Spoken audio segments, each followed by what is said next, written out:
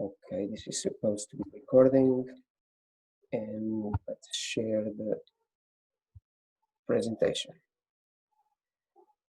So now,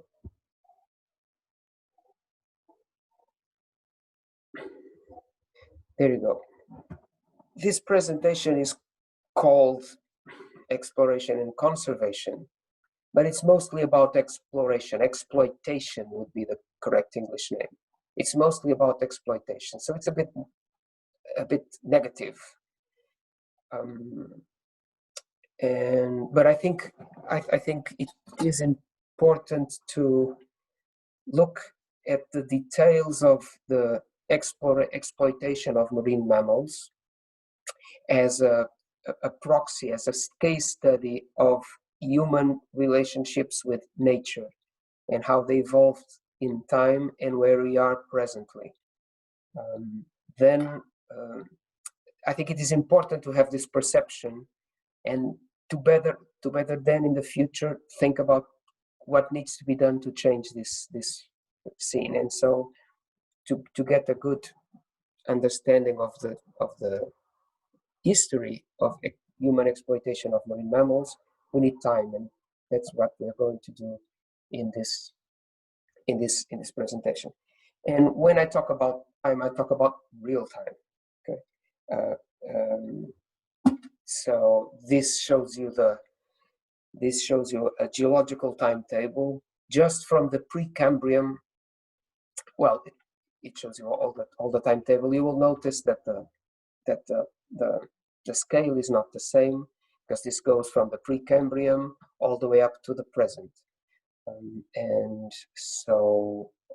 But I would like to call your attention only to the Quaternary, which is the geological period where we live.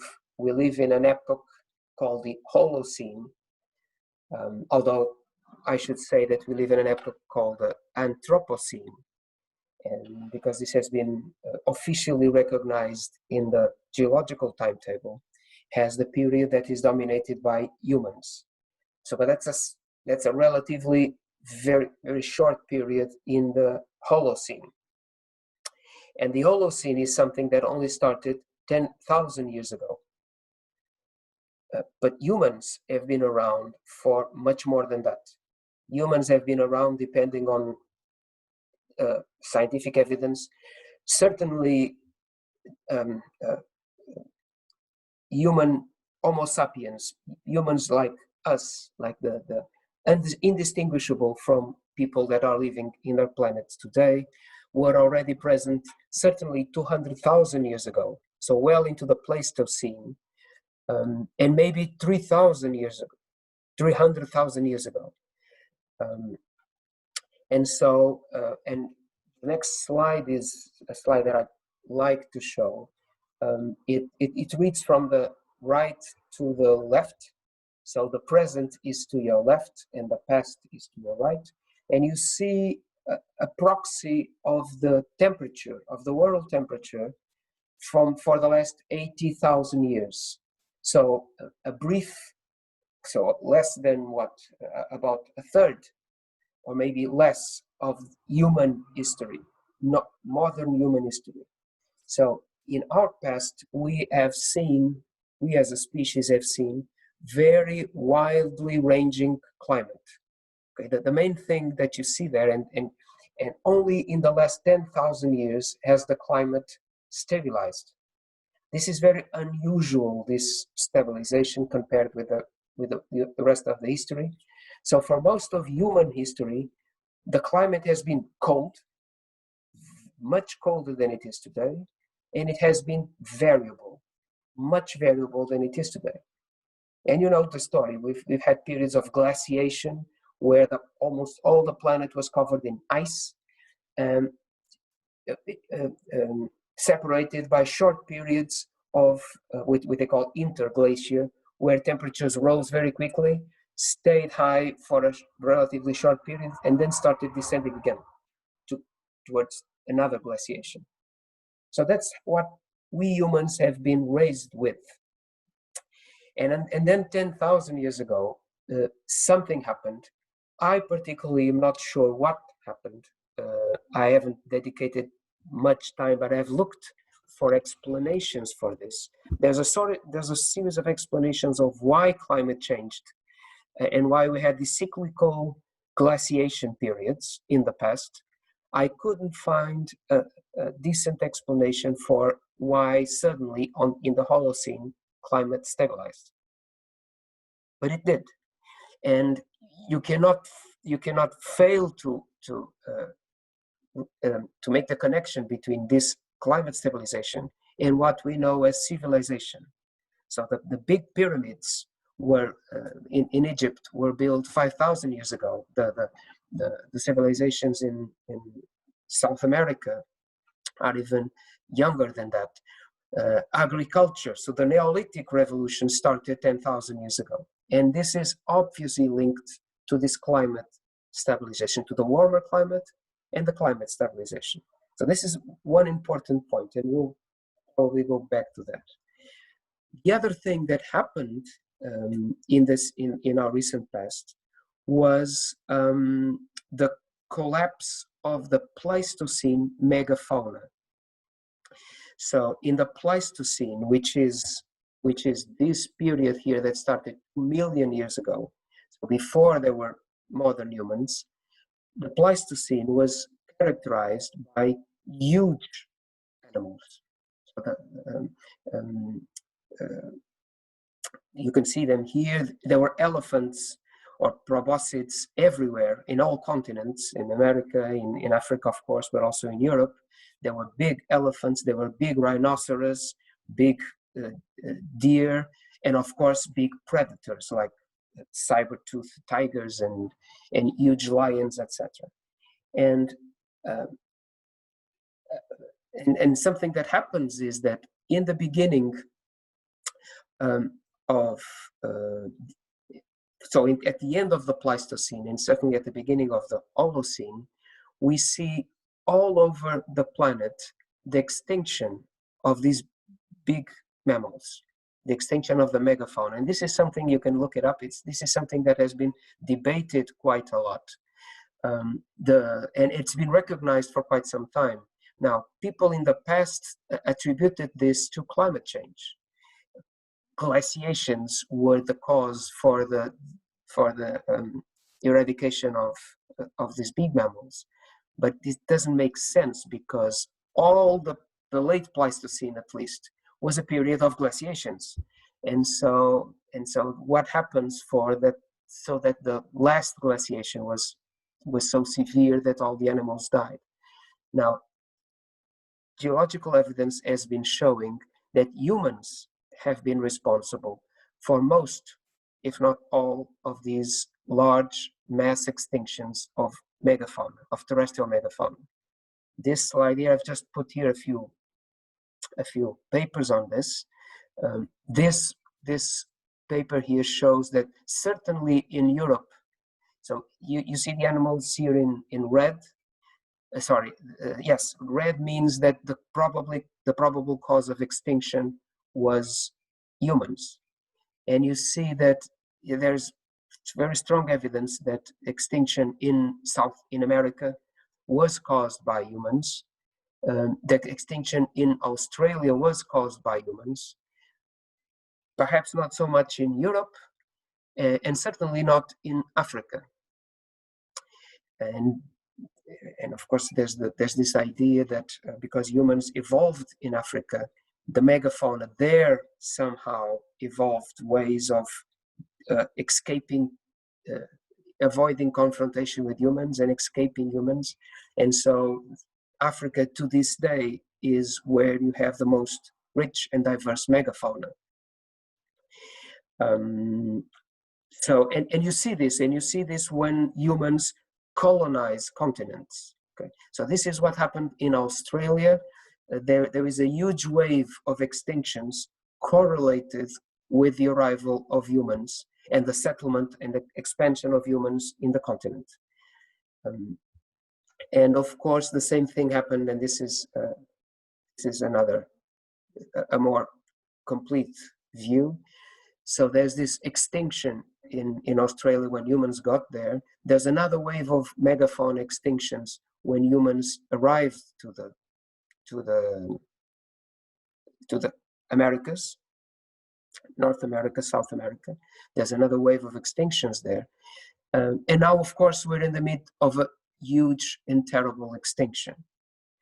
Now, my point here is that marine mammals and marine megafauna escaped these waves of extinction. And this is a particularly interesting image.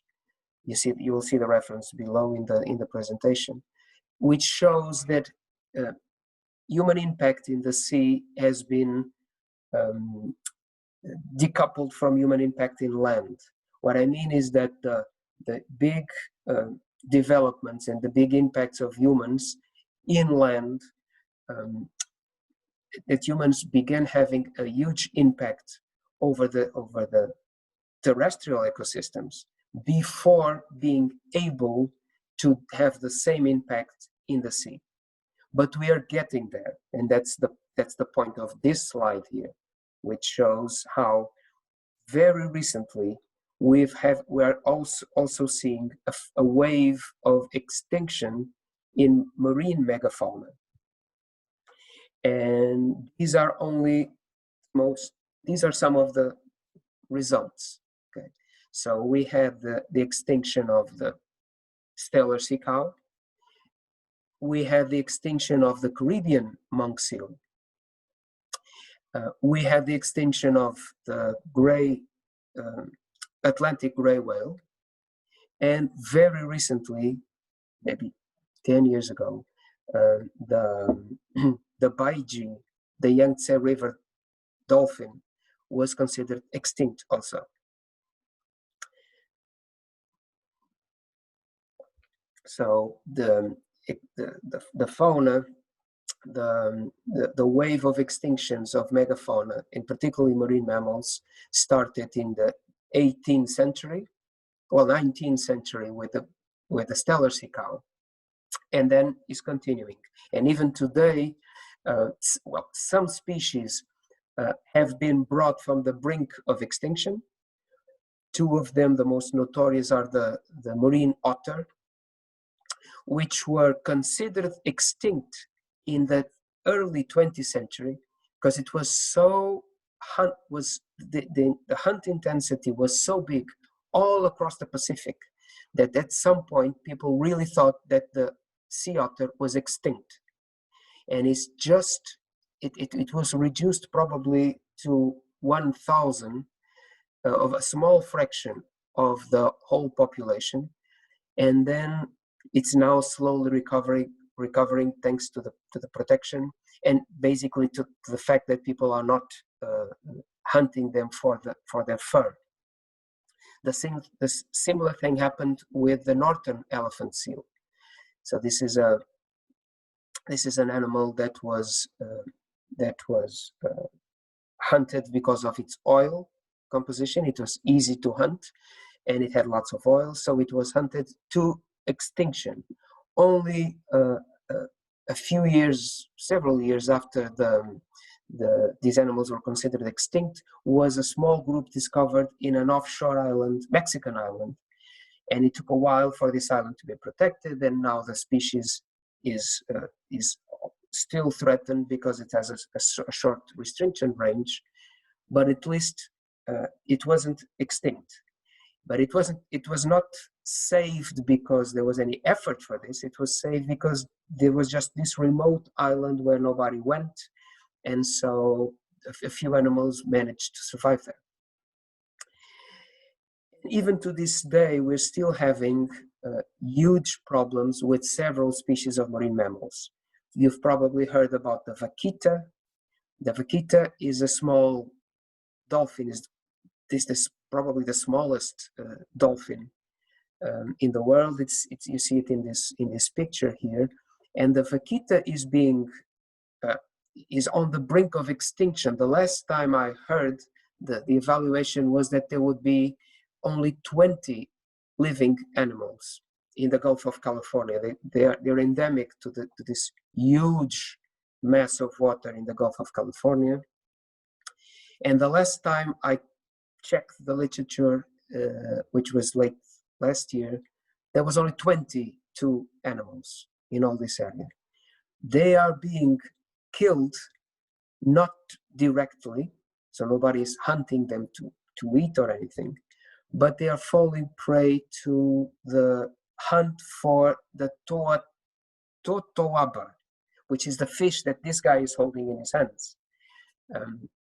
And this totoaba in itself is being hunted because of its swim bladder. So the swim bladder is this organ that fish have that helps them float. And apparently this swim bladder is considered, it reaches high prices in Asian markets because it's some sort of miracle drug in traditional medicine. And so it reaches huge prices. And in the last 100 years, there has been an intensive, an amazing fishing effort for this fish, and millions of fish have been caught and killed for their swim bladder. So you see the big fish, and you can look it up in the internet, and you'll see piles and piles and piles of rotten fish that were just left there on the beach because the only thing that mattered was the swim bladder, and that would get dried and sent to China probably.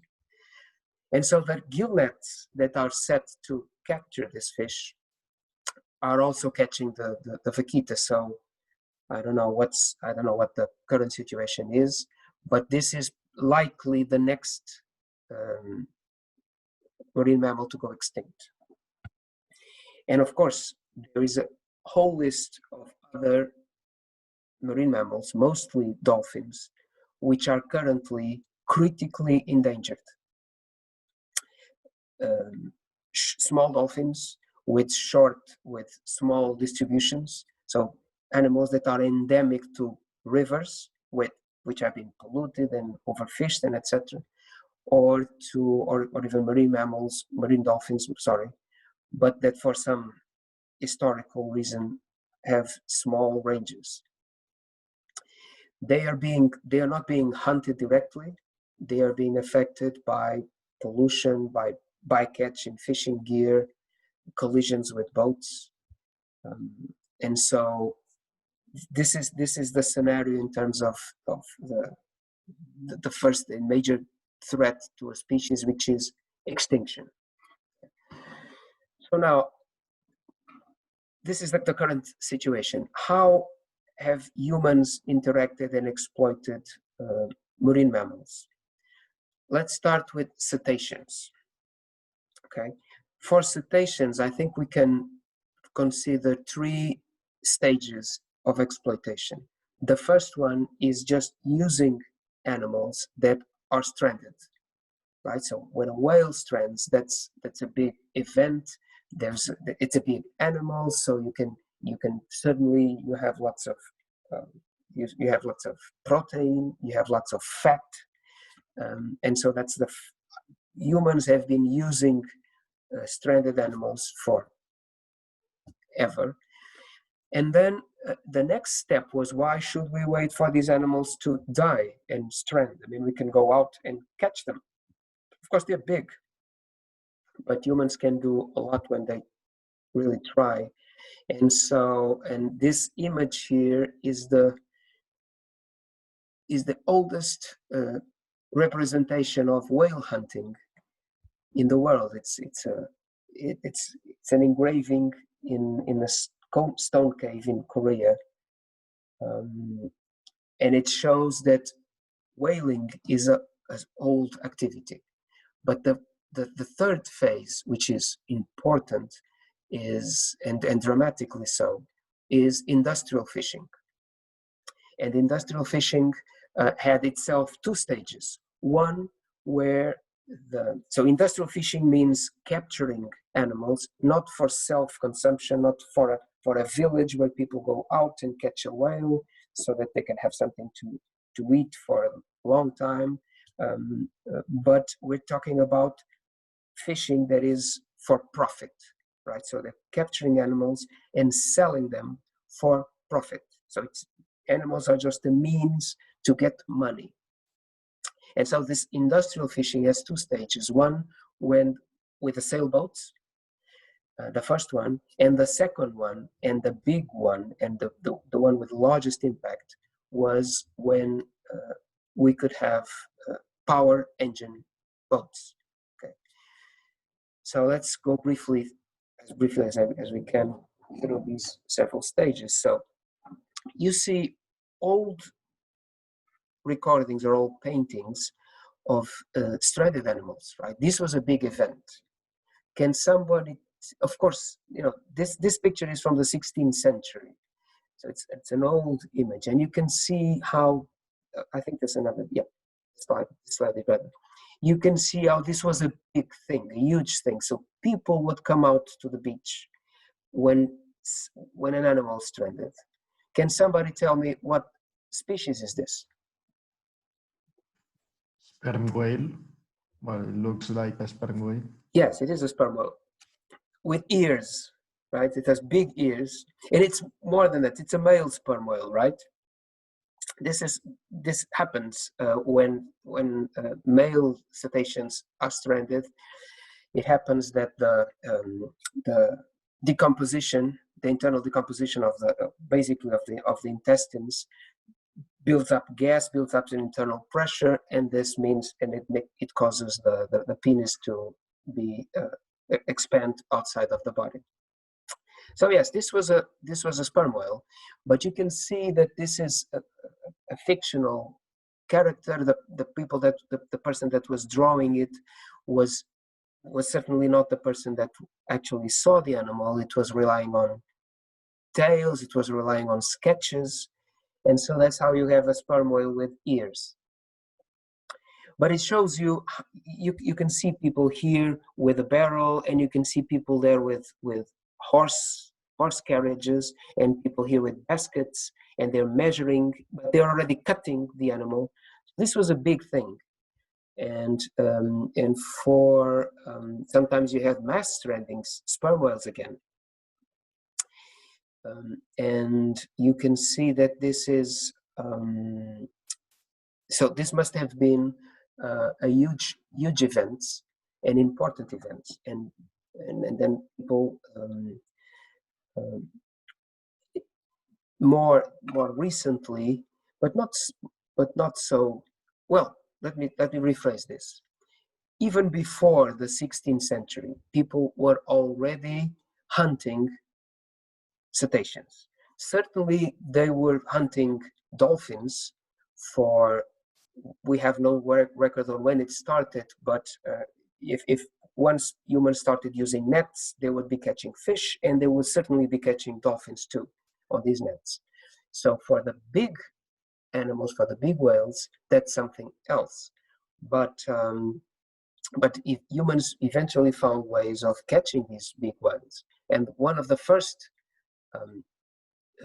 groups of people to develop whale hunting were the Basques in the north of Spain, and they've developed this technique of having a boat and an harpoon with a rope, where the boat would approach the whale, would spear it with an harpoon, and the harpoon would be fixed in the flesh and in the bones of the animal with a rope, so that the boat could follow the animal, and then eventually, as the animal got tired and by the loss of blood and by diving, trying to get rid of the harpoon, then the whalers would be able to approach the boat, and with a spear to lacerate the animal until they could get either lung perforation, and the animal would asphyxiate to death, or even reach the heart and kill it from not only asphyxiation but also from hemorrhage, from the loss of blood. And this was probably as early as the 12th or the 11th century, that people are already hunting whales in the north of Spain, Basques. And for this reason, and until today, we have Basque students here, don't we? No? I thought so. Okay. Yeah. We're Basque. Okay. Yeah, Inigo, why did that name? So you know about this history of whale hunting in the Basque country? Yeah, of course. Yes. And so it's interesting how this technique of hunting whales was then exported to the North America, and that's how the big whaling boats in the 18th and in the 19th century, the big sailing boats would be catching whales using the Basque technique that we've just described. And you can see here these are pictures in the different Basque cities and municipalities, and many of them still have the reference to whaling. In Japan, on the other hand, let me see. In Japan, on the other hand, they used a different technique. They would surround the boats, the whales, with nets, and then they would, so that the animal couldn't escape, and then they would throw spears at the animal until it would bleed and asphyxiate. So it was a different hunting technique than the one that was developed in Europe. The first target, in any case, was these right whales. And the right whales. So we're talking about Balaenidae, the Balaenidae family of whales, and they are called right whales because they were the right whales to kill, which means that they were slow. They lived near the coast, and when you kill them, they would float to the surface, right? So they were the right whales to catch. And the first, this coastal artisanal subsistence whale hunting was targeting mainly these very easy whales to kill. It was only when the big it was only when when the Americans joined the whale hunting that we start seeing the real industrial fishing for whales and start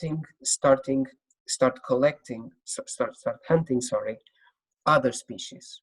So the right whales were coastal species, slow moving, and they were the first to go. And then the boats, and then the coastal fishing was not declined, but the needs, the industrial needs for whale oil had increased dramatically. So the cities in North America were being illuminated in the night with whale oil, and the houses were illuminated with whale oil. So suddenly there was a big market for whale oil and huge profits to be made by killing whales and extracting their oil. And so you have the big incentives for what was the first world wave of whale hunting, which originated with the whalers in Boston and in New England.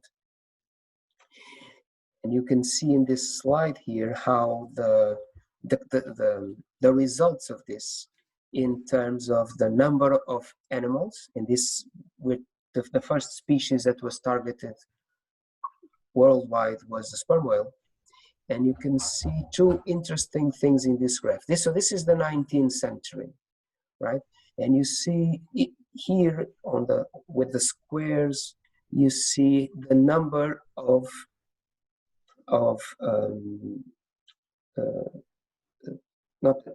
not the number of whales, the production of oil, right? And how and of course, if you produce more oil, you have to kill more whales. So this is a proxy to the number of whales that were being killed. And we can see that through the 19th century, first there's a sharp rise in the number of in the oil production and in the numbers of whale killed, but then it started declining. Okay? And it started declining dramatically towards the end of the 19th century. This means that there were less and less whales, and they were being less and less easy to hunt. But at the same time, if you look at this other line, this is the price of oil, and the price of oil continued rising. So now we get to the end of the 19th century with a dilemma. There was a huge fleet of sailing boats crossing all the oceans. They were coming to the Azores first, so the whaling boats, the American whaling boats, first started to spread on the Atlantic, and then some of them went into the Pacific. So they would go down South America, hunting whales on the way, and then they would cross into the Pacific and expand into the Pacific. So this first wave was universal, was worldwide, and but even so, there was the stock of sperm whales was collapsing, but the price was rising. So there was a big incentive here from the profit view of finding an alternative. We need to catch. This is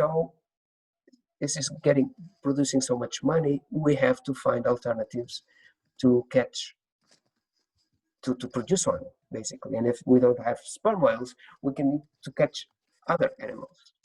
Now, the problem was, there wasn't, with the techniques that they were using, there were limits to how many sperm whales they could kill. And so at the end of the 19th century, we had two major inventions or adaptations to whale hunting. One was the power boats, so the boats powered first by steam and then by diesel engines, so motor propulsion from the boats. And then a very important invention by a Norwegian at the end of the 19th century, which was the cannon and the explosive harpoon. Okay. So this was a cannon that would fire an harpoon, and this harpoon itself would have an explosive charge. And so this would the result. So this harpoon would hit the animal and would explode. So the animal would die relatively quickly and suddenly would not be swimming and dragging the boat and etc. like the Basque technique. Now, but this new era was not relying on sperm whales anymore. The sperm whales were gone. The boats, the hitting boats. Sorry. I have people working here. Anyway, so Professor. Yes, diz-me. How they transport the cetacean in these boats? Well, they would melt it. They would melt it. So these boats, let me go back here. So these were factory boats. You see the smoke coming out of the chimney of the boat? Mm-hmm. So they would have facilities on the boat to melt the fat. So the sperm whale was brought to the side of the boat. It would be cut. The only thing that mattered for them was the blubber. So the part, the skin, the blubber. And so the animal was cut into, the blubber was extracted while the animal was in the water at the side of the boat. And then they would take the pieces and melt it and keep it on barrels inside the boat. So this is described in Moby Dick. If you have the time to read it, you will see how life was on board of a whaling ship in the 19th century. So they would leave port with empty, and they would not return until it was full with whale oil. And sometimes this would take more than 1 year. Sometimes this would take 2 years, and these men would live on this boat for all this time, crossing the oceans, hunting sperm whales until the deck was full of barrels with oil, and then they would return and sell it in New England. Okay, thank you. No problem. So this led to the collapse of the sperm whale population. And now, what else was there? Well, there were big whales, right? There were the rorquals, the blue whales, and the fin whales. But these were animals that were very fast, right? These animals had two problems. First of all, they were fast. You know, the Basque method of capturing relies on, you know, little boats with rows where the big boat, you know, the whaling ship would stop near a pod of sperm whales, and then these small boats were lowered and they would row near the whale, and the whale was just there relaxing, and they would kill it, right? Now with rorquals, with blue whales, you cannot do that, right? They're very fast and they swim very fast. And the other point is, if you do kill them, they tend to sink. Okay, they do not float, they sink. So to be able to catch a rorqual, a blue whale, you need a fast boat, and you need some form of killing the animal quickly and keep them floating, keep it floating. And so, but they did. I mean, our economic system based on profit is a powerful innovation method. So quickly the boats were. Sorry, I'm going to move.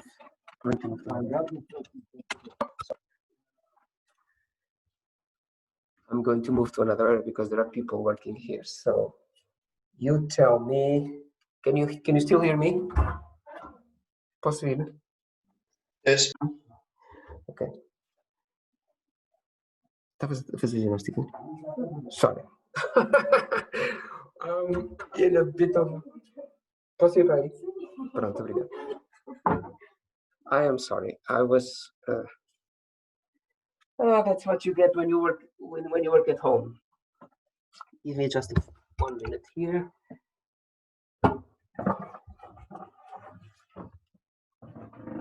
There you go.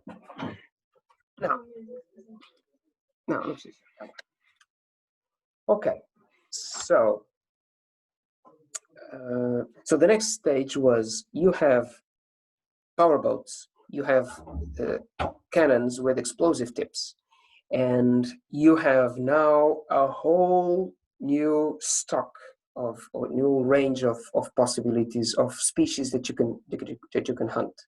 In this case, the rorquals. And the first species to be targeted was the blue whale. And the first area to be targeted was the Antarctic, where there was a huge quantity of rorquals, in particularly blue whales. So the next step in the development of the whaling industry were land factories, right? So so you have these boats, and the boats would go out and would kill a blue whale, would drag it to land, where it would be cut and melted for the production of oil, right? And this worked for a few years, a few decades. But then, of course, the stocks of blue whales started to collapse. First local stocks of whales would start to collapse, and the boats would have to go farther and farther away from the factories to kill the whales, and then would have to drag them all the way back to the factory. And so at some point, the next step in evolution was invented, which was the factory ship. So we got full cycle back to the factory ships of the 19th century, where there was, but with a twist. So now you would have boats that would hunt and kill the whales, but they didn't need to bring them to land to a fixed position. They could bring it to these whale factory boats to be processed, right? So the The whale factory boat would follow the whales basically, right, and where they were. And this, of course, caused it was you can see that I've tried to look for images of this period, and you see very distressful images. So this was a huge effort and had a huge impact on whales. This is well into the 20th century. This is 1930 image of a very primitive whaling boat, and the more sophisticated whaling boats had the capacity to process dozens of animals per day in horrendous conditions, as you can see here. I mean, I cannot imagine how it would be to work in a boat, in a factory boat like this. But people can do horrendous things when they need the money. Anyway, so this, to make the story short, what you see in this graph is the successive collapse of whale stocks, right? So if we had seen the collapse of the sperm whale stocks in the 19th century, and in the 20th century, you see the successive collapse, first of blue whales. Okay, that was the first species to be targeted because it was the biggest, right? Why would you catch a fin whale if you could catch a blue whale, which was much larger? So you had a rise in the catch of blue whales, and in the 30s you had a record catch of nearly 30,000 animals in 1 year. Of course, then the blue whale population started declining, and then of course the next biggest animal was the fin whale. And so as the blue whales declined, the fin whales started to be caught. There was an interruption here in World War II, but then the whaling continued. And when the fin whale stock started to collapse, then hunting moved to the next big whale, which were the sei whales, and eventually the minke whales. So by the end of the decade of 1980s, the whaling industry was starting to be desperate because there were simply no more whales. Right? They had run the whole thing, so they had exhausted sperm whales stocks, blue whale stocks, fin whale stocks, sei whale stocks, and now they're catching these little minke whales because that's all they had. And there's an interesting paper that came out recently trying to summarize how many whales were killed, and they got to this number of 3 million cetaceans killed by industrial fishing. And this makes it, in terms of biomass, this makes it the largest killing in human history.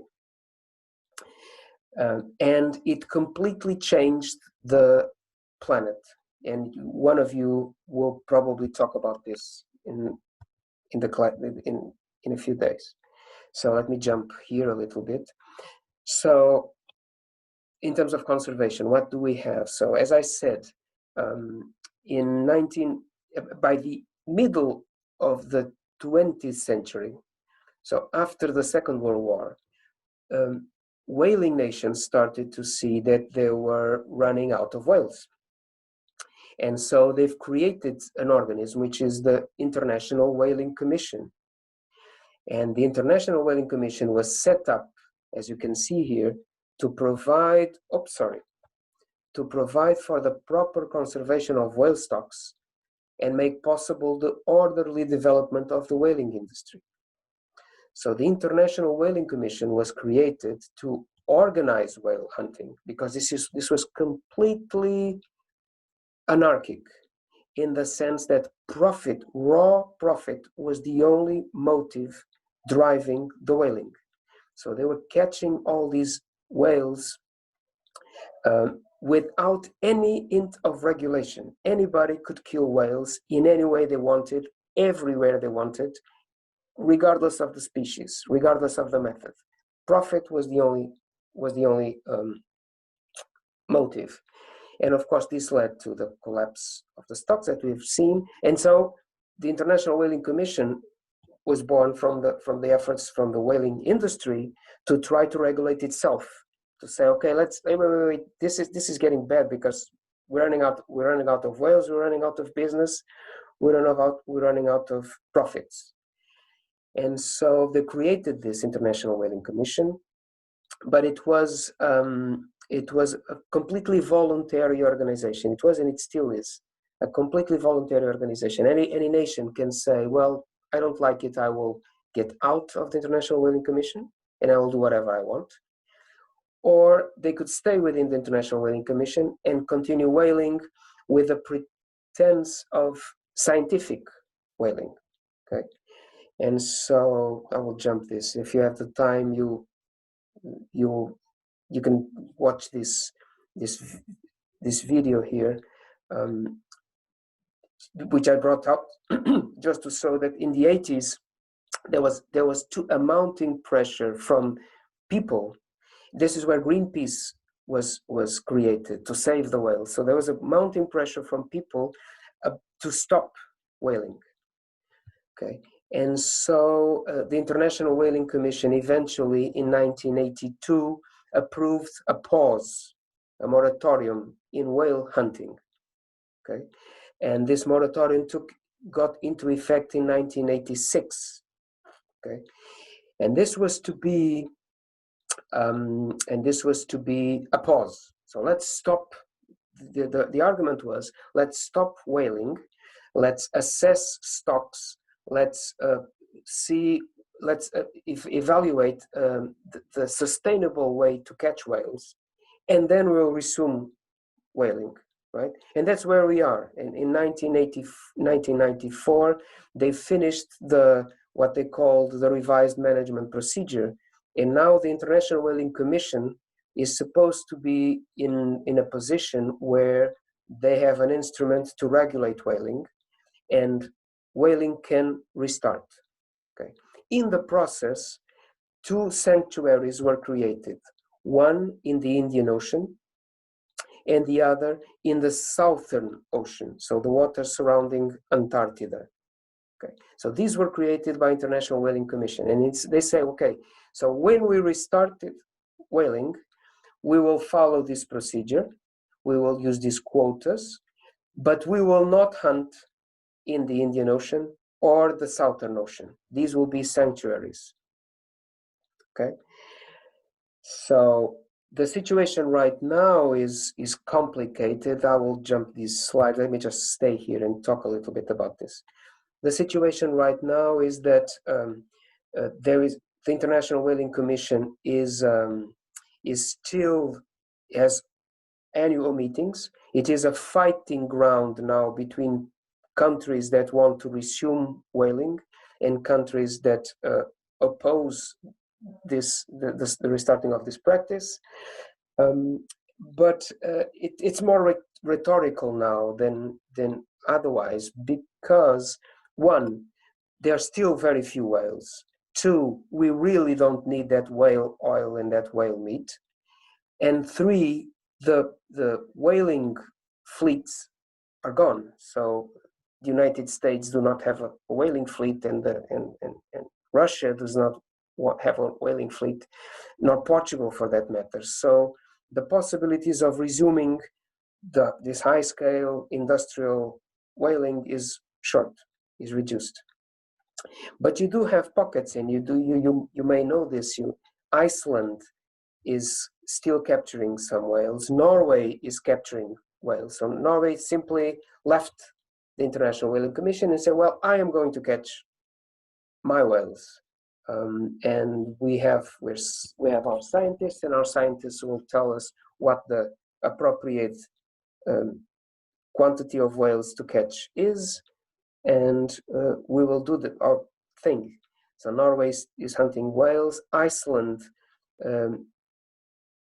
was hunting whales. I think this year they aren't, and it's probably that they will stop, because this is in the end, this is a stupid industry, and it's really pointless.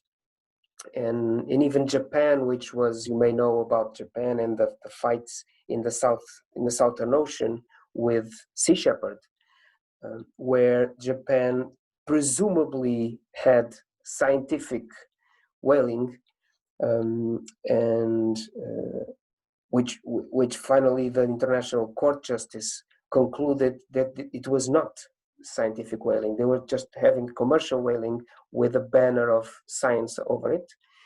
And now, so Japan stopped stopped hunting whales in the Southern Ocean, and now they're focusing on their domestic waters. So they're catching minke whales in the territorial waters of Japan. And of course, there's pockets of whale hunting in traditional indigenous communities, a little bit in different areas of the world. But it is likely, thanks to all the trades and all the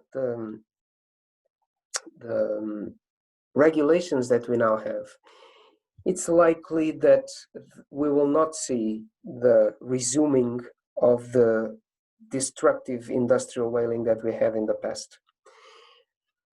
Now, that's what we have for cetaceans. The other big group of marine mammals that was hunted industrially were pinnipeds, right? Seals and otarids. And they were also caught in huge numbers and in very barbaric ways. Now, the first, in the beginning of the hunt in the 18th century, you would see scenes like this one here on the left, where there would be, again, big boats, big sailing boats, taking smaller canoes in them, and a guy with a rifle would kill the animals in the sea, okay? And they would kill them and they would be floating, so they were just shooting them and putting them on board, taking them to these boats where their fur was used. So the hunting of pinnipeds was mostly for their fur, right, for their skin. So the animals would be brought to this boat, they would be skinned, and the carcass would be dropped outside of the boat. Or